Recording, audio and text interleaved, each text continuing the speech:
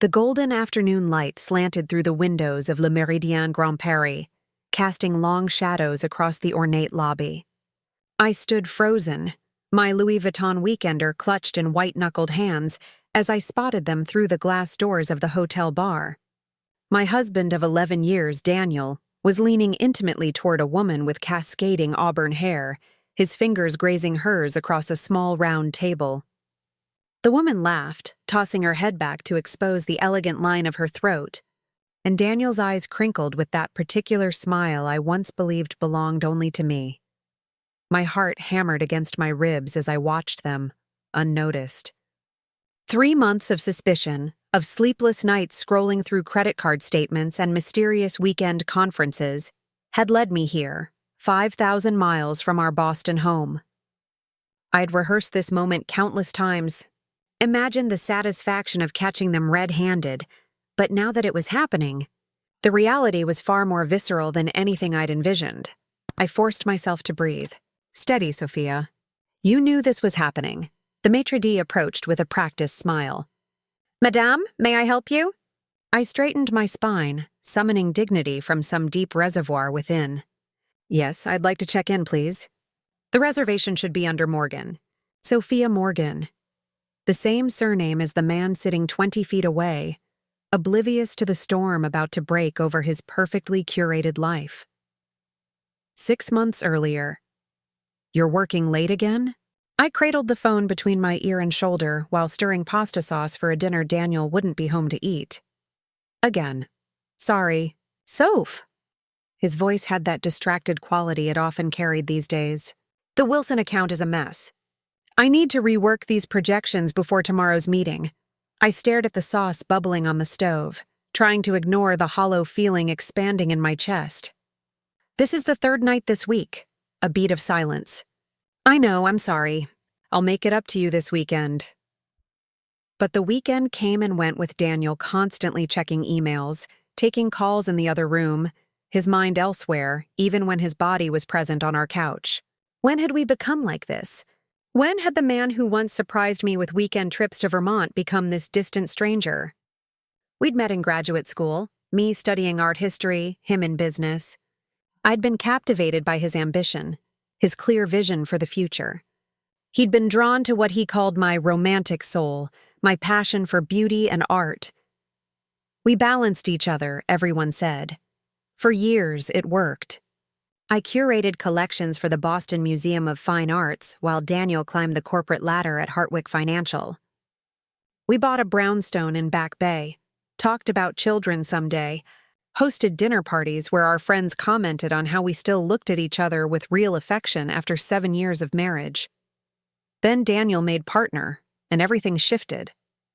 More responsibility, more pressure, more late nights. I'd been supportive, understanding, until I began to notice the changes, the new cologne, the sudden interest in his appearance, the guarded way he checked his phone. You're being paranoid, my friend Meredith told me over lunch. Daniel adores you. But I couldn't shake the feeling that something had changed. So I did what I'd sworn I'd never do. I checked his phone while he showered one morning, and there they were.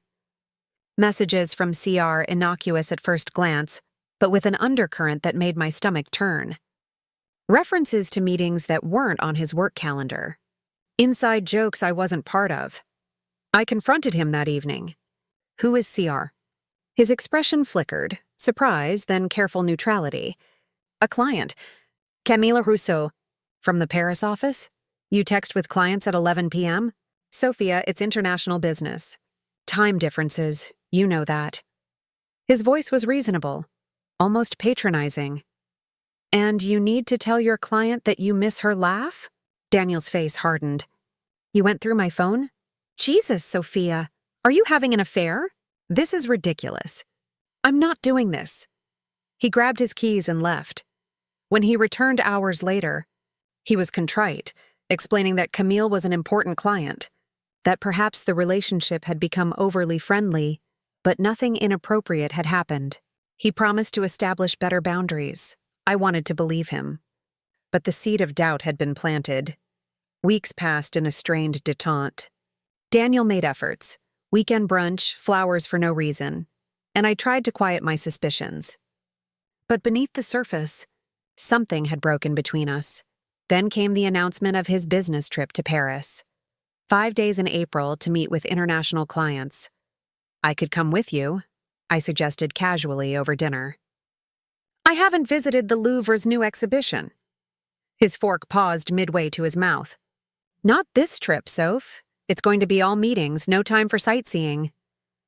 I nodded, but later that night, I slipped from bed and opened his laptop.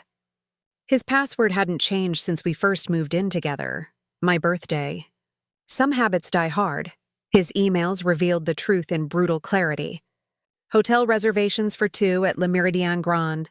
Dinner reservations at intimate restaurants. A carefully coordinated schedule with Camille Rousseau, who was not, as it turned out, a client, but a marketing executive in their Paris office. I read their exchanges, each word a fresh cut.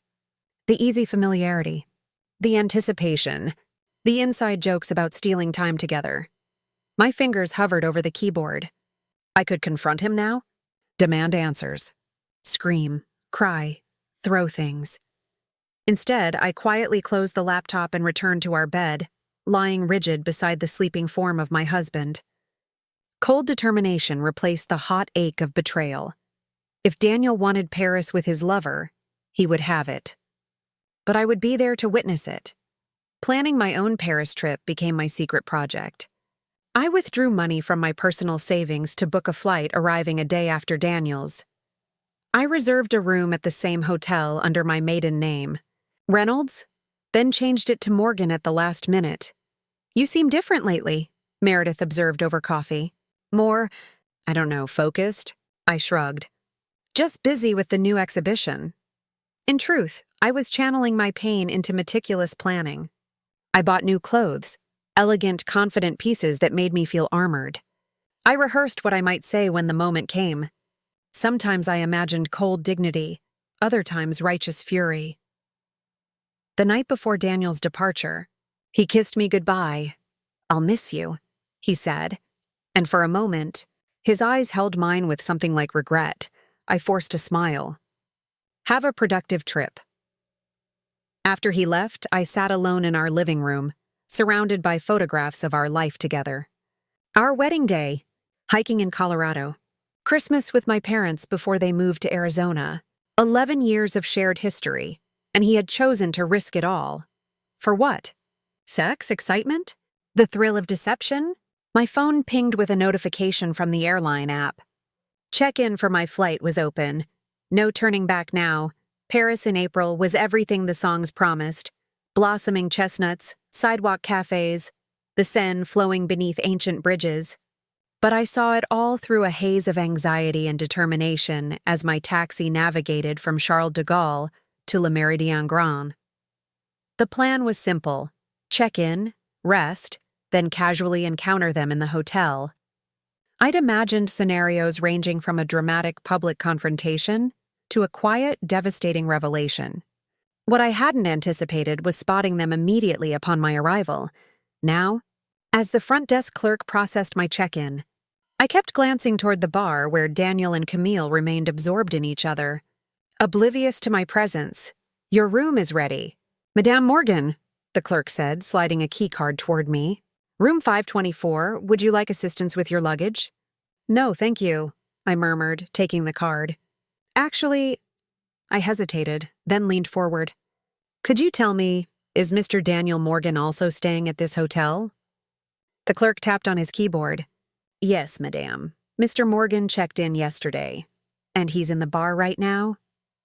The clerk glanced toward the bar, then back at me with newfound understanding in his eyes. Oui, madame. Thank you. I smiled, gathering my dignity around me like a cloak. One more thing.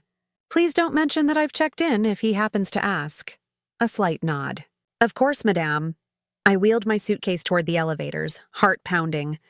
From this vantage point, I could see Daniel more clearly.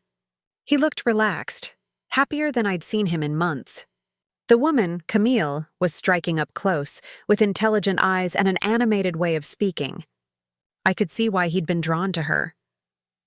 The elevator doors opened, and I stepped inside, riding up to the 5th floor in a daze. My room was elegant, with a small balcony overlooking a Parisian street. Under different circumstances, I would have appreciated its charm. Now I mechanically unpacked my things, showered, and changed into a black dress I'd brought specifically for this moment. Simple, elegant, a silent statement of self-respect. Then I sat on the edge of the bed, staring at my reflection in the mirror across the room. What exactly was I hoping to accomplish? To shame him? To win him back? To simply confirm what I already knew? I realized with sudden clarity that I didn't know. I'd been so focused on getting here, on catching them, that I hadn't thought beyond that moment. My phone buzzed with a text from Meredith. Landed safely? How's the City of Light? I typed back, just arrived. It's beautiful and terrible all at once. She responded immediately. Whatever happens, remember who you are. You're strong enough for this. I took a deep breath, applied a fresh coat of lipstick, and stepped into the hallway. I found them at dinner in the hotel's acclaimed restaurant, sharing a bottle of wine at a corner table. The maitre d' seated me across the room at my request. I ordered champagne and watched them over the rim of my glass. They touched constantly, his hand on hers, her fingers brushing his sleeve, heads inclined toward each other in that unmistakable intimacy of new lovers. Each gesture was a fresh wound, but I observed with clinical detachment, as though studying subjects in a psychological experiment. When the waiter brought their dessert, 1 plate, 2 forks, I signaled for my check. The confrontation wouldn't happen here, not in this crowded restaurant. I needed a more private setting for what would come next. I returned to my room and waited, watching the minutes tick by on the bedside clock. At 10:42 p.m., my phone lit up with the notification. I'd been waiting for the silent alarm. I'd set on Daniel's room keycard when I'd slipped. Into his room earlier that evening, they were back. Gave them 15 minutes, then walked down the corridor to room 637. I stood before the door, heart thundering in my ears. This was the moment all the planning had led to. Once I knocked, there would be no going back. I raised my hand and rapped sharply 3 times, muffled voices from within. Footsteps approaching. The door opened and Daniel stood there, hair disheveled, wearing just his dress pants and an unbuttoned shirt. His expression shifted from annoyance to shock to horror in the span of a heartbeat. Sophia? His voice was barely a whisper. Hello, Daniel. I was amazed at how steady I sounded. Aren't you going to invite me in? His mouth opened and closed, but no words emerged. Who is it, Sherry? Camille's voice floated from inside the room, followed by her appearance behind Daniel, wrapped in the hotel's plush robe. Her eyes widened when she saw me. You must be Camille, I said, stepping past Daniel into the room. I've heard absolutely nothing about you, which I suppose was the point. The room fell into stunned silence. I glanced around at the evidence of their tryst, discarded clothing, room service dishes, a bottle of champagne in a silver bucket. Sophia, I can explain, Daniel began. I cut him off with a raised hand. Please don't insult me with lies. I've read your emails. I know this isn't the first time you've met in Paris. Camille gathered the robe tighter around herself. I should go. No, stay, I said. This concerns you too. Daniel's shock was morphing into defensiveness. How did you even find us? Does it matter? I'm here. You're here. She's here. I gestured to the 3 of us. Quite the triangle we've formed. You followed me to Paris? His voice rose incredulously. That's crazy, Sophia. Is it crazy to want confirmation of what I already suspected? To see with my own eyes what my husband has been lying about for months? I maintained my composure, though something was cracking inside me. What's crazy is thinking you wouldn't get caught. Camille moved toward her clothes, gathering them silently. I wasn't going to tell you like this, Daniel said, running a hand through his hair. I was going to wait until after what? After you'd had your fun? After you'd decided whether she was worth leaving me for? He flinched. It's not that simple. It is that simple, Daniel. You made vows to me. You broke them. Repeatedly. Camille spoke for the first time, her accent thick with emotion. I didn't know it was like this. He told me you were separating. A bitter laugh escaped me. Of course he did. The oldest line in the book. Daniel turned to her. Camille, don't! She cut him off, eyes flashing. You told me your marriage was over in all but paperwork, that you were just waiting for the right time. I felt a surprising flicker of solidarity with this woman who'd unknowingly become entangled in Daniel's web of lies. He told me he had a business dinner tonight, I said to her. Every night this week, actually. Camille finished dressing and grabbed her purse. I think you two have much to discuss. She paused at the door, looking back at Daniel with disappointment etched across her face. You know what's sad? I actually believed you were different.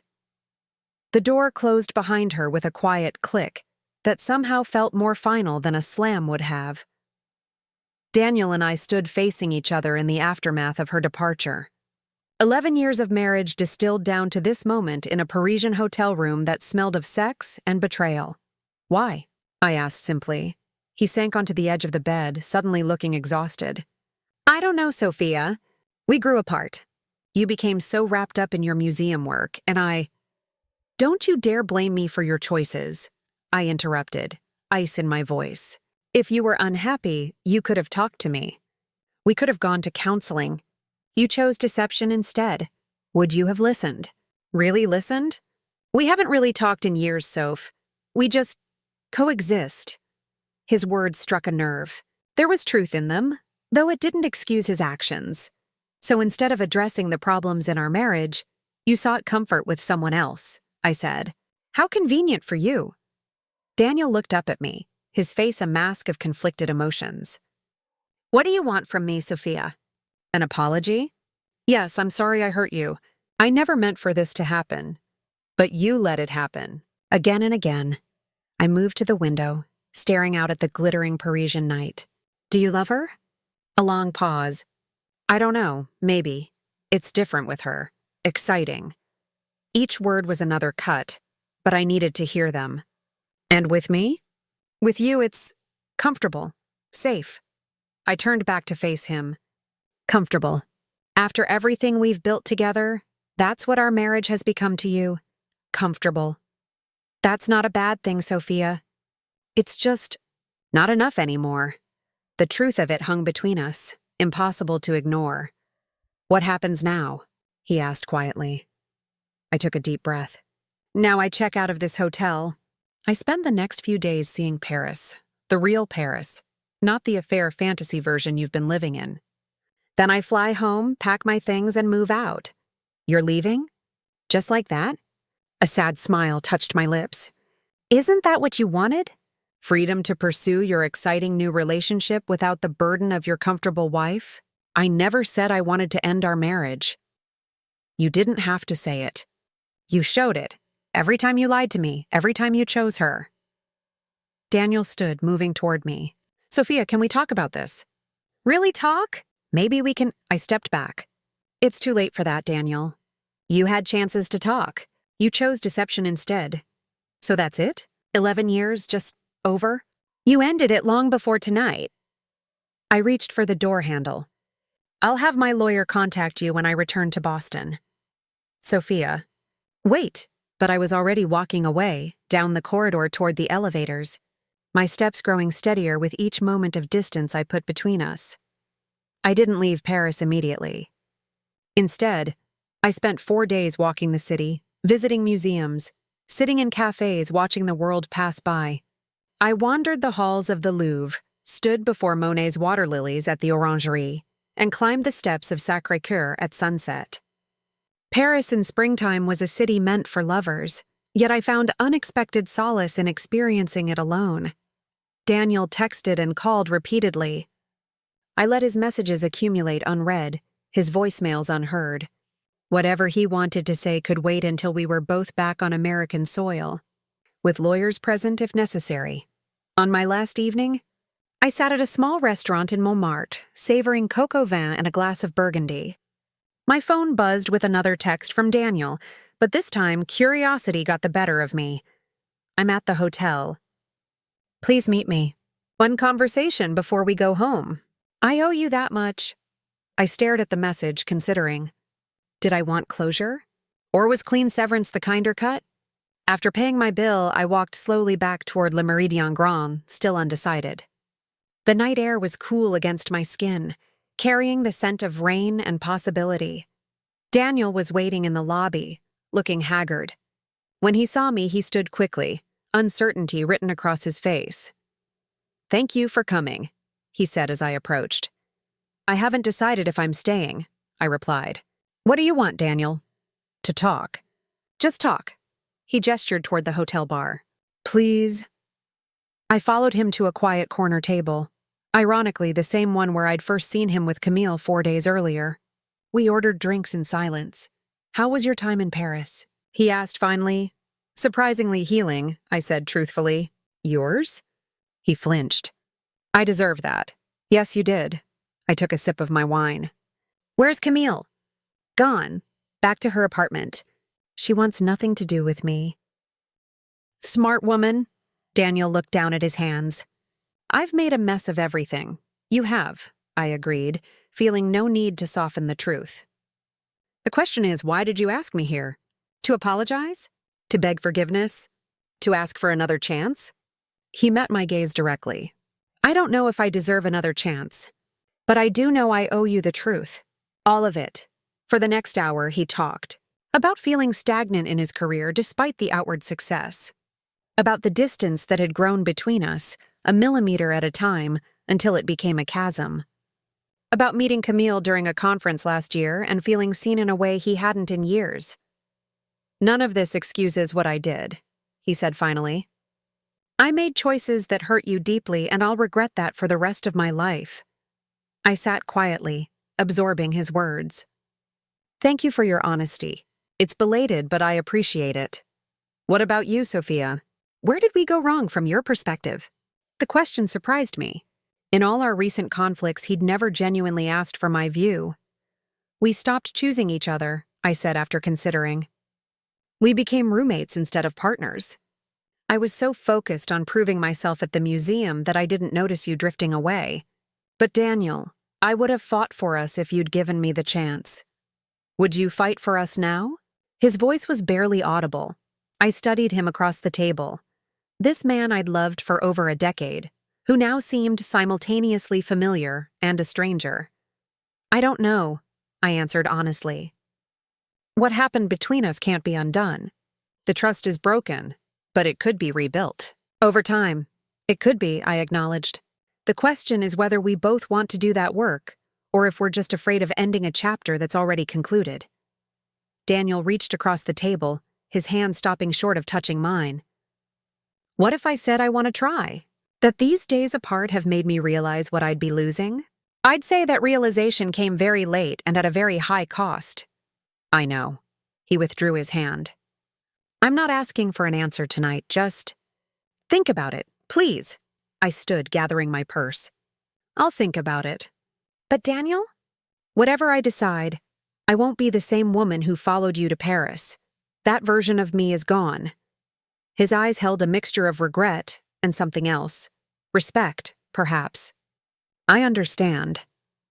Outside, rain had begun to fall, turning the Parisian streets glossy under the streetlights. I paused under the hotel's awning, considering calling a taxi, when Daniel appeared beside me. "Let me walk you to your hotel," he offered, opening an umbrella. I hesitated, then nodded. We walked in silence through the rain-washed streets, sharing the umbrella but maintaining a careful distance. At the entrance to my small boutique hotel, I turned to face him. "My flight leaves at noon tomorrow. Mine too. Different airline, I assume?" I nodded. "Goodbye, Daniel." He started to reach for me, then stopped himself. "Safe travels, Sophia." I watched him walk away, his figure gradually disappearing into the Parisian night. A strange sense of peace settled over me. Whatever happened next, reconciliation, divorce, some middle path we hadn't yet envisioned, the decision would be mine to make, from a place of strength rather than desperation. In the morning, I packed my suitcase with methodical care. Among my belongings was a small sketchbook I'd purchased at a shop near the Seine. Its pages contained sketches of Paris as I'd experienced it alone. quiet corners of museums, the view from my hotel window, an elderly couple sharing a bench in the Tuileries garden. The last page held something different. A self-portrait, drawn in the mirror of my hotel room on that final morning. In it, my eyes held a clarity I hadn't seen in myself for years. Beneath the drawing, I'd written words that had come to me during those solitary days of wandering. Paris was meant to break me. Instead, it made me whole. I closed the sketchbook and placed it carefully in my carry-on. Whatever awaited me beyond Paris, I would face it with the clarity I'd found here, in this city of light and shadow, of endings and beginnings. And that wraps up today's story. Now we want to hear from you. Where are you watching from? Drop your city or country in the comments, and let's see how far these stories reach.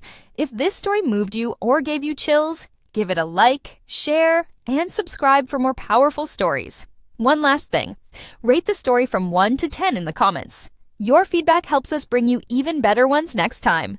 Thanks for watching. We appreciate you being part of this storytelling journey.